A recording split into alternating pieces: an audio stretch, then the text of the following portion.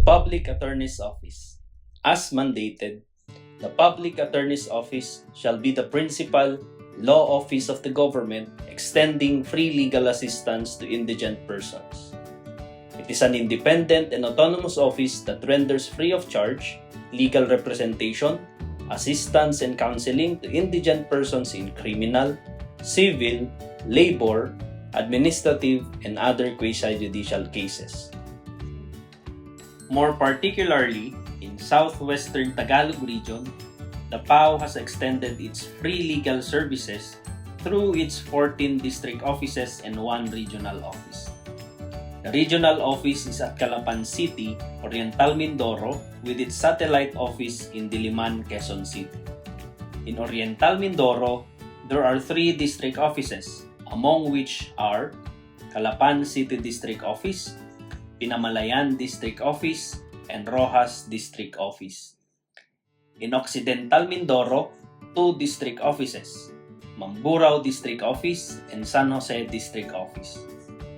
In Marinduque, there are also 2 district offices, among which are Santa Cruz District Office, Boac District Office. In Romblon, there are 3 district offices, Romblon District Office, Kahidjokan District Office, and Odjongan District Office.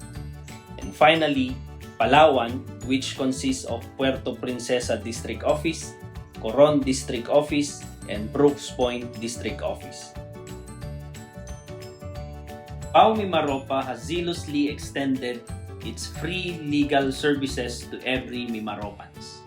Katarungan laban sa kahirapan and service with a smile. These statements fully embody the Public Attorney's Office mandate, vision, mission, and service pledge. Further, these statements guide every public attorney in PAO Mimaropa to champion the rights of every human through prompt, competent, reliable, and excellent free legal services to indigents and other qualified persons. More particularly, during the present term of President Ferdinand R. Marcos Jr., the Public Attorney's Office remains steadfast in continuously providing free legal assistance to indigent persons and qualified individuals availing the services of the PAO. The Public Attorney's Office has 7 core processes, among which are 1. Legal counseling, 2. Representation in judicial and quasi-judicial agencies, 3. Documentation and administration of oaths, 4. Mediation and conciliation, 5. Custodial and inquest assistance, 6. Legal information dissemination and outreach activities, and 7. Jail visitation. Now we discuss the major accomplishments and highlights in PAO Mimaropa during PBBM's term. Per data taken, PAO Mimaropa has indeed reached a milestone during the current administration. As recorded, starting from June 2022 up to June 2024, the following numbers reflect the performance of PAO Mimaropa in serving all its qualified clienteles. For the cases received in judicial and quasi-judicial agencies, PAO Mimaropa received 46,001 cases.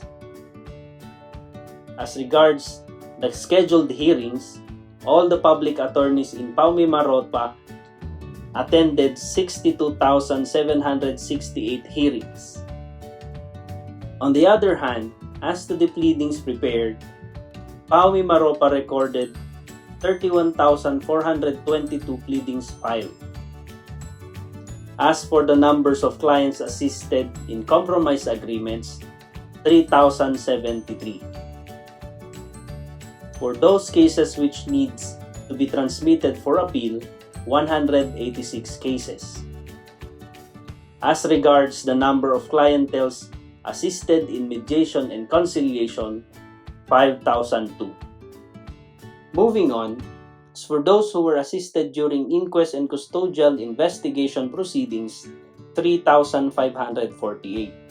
Significantly, A large number reaching up to 254 and 37 clients were assisted with regard to oath administration.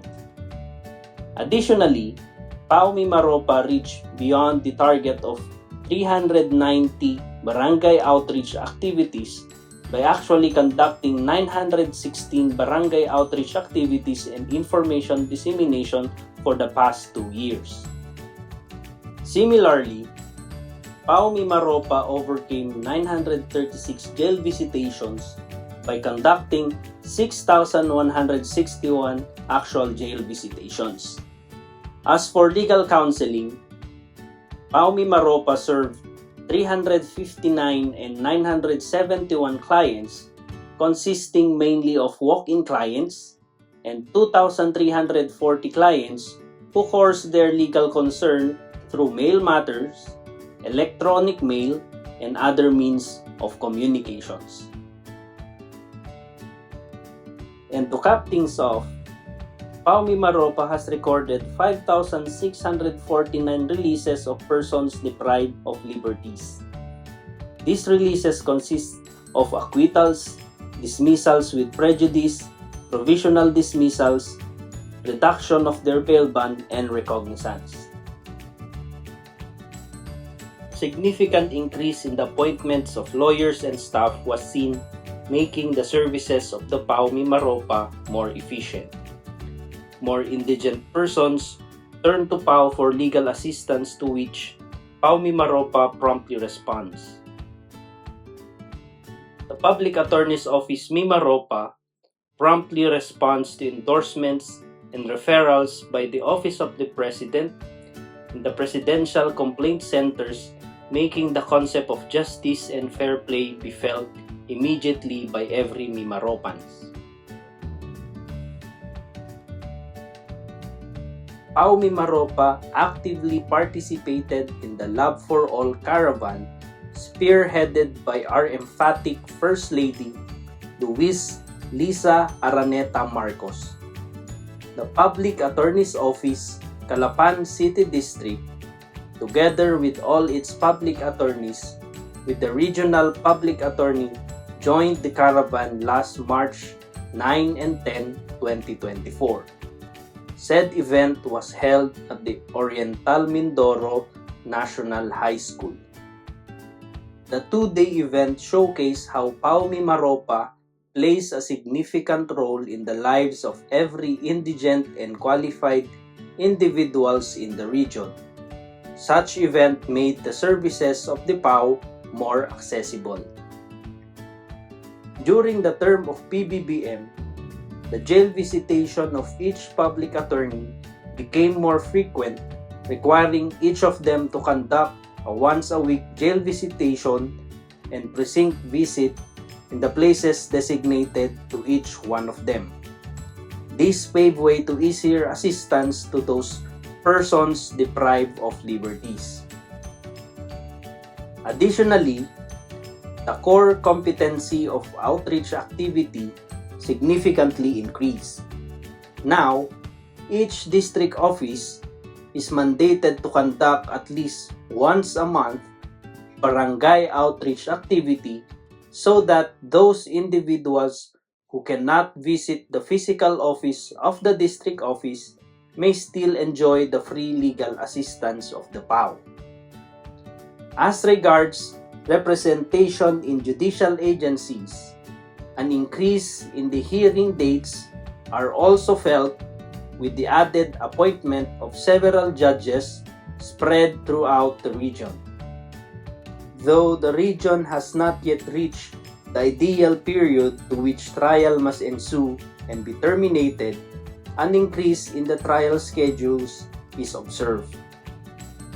As regards the human resources, PAO Mimaropa has 63 district public attorneys serving 77 courts comprising of 21 RTCs, 9 family courts, 22 MTCs, 21 MCTCs, and 4 MTCCs. In all, the PAO Mimaropa consistently championed the rights of every person found in the southwestern Tagalog region. Once more, the tagline "Katarungan laban sa kahirapan" serves as a guide in making the legal services of the PAO transformative. At the end of each day, each public attorney hopes to impart at least a scintilla of hope for every Filipino. A hope for a new kind of government, a new kind of system, a new kind of leadership.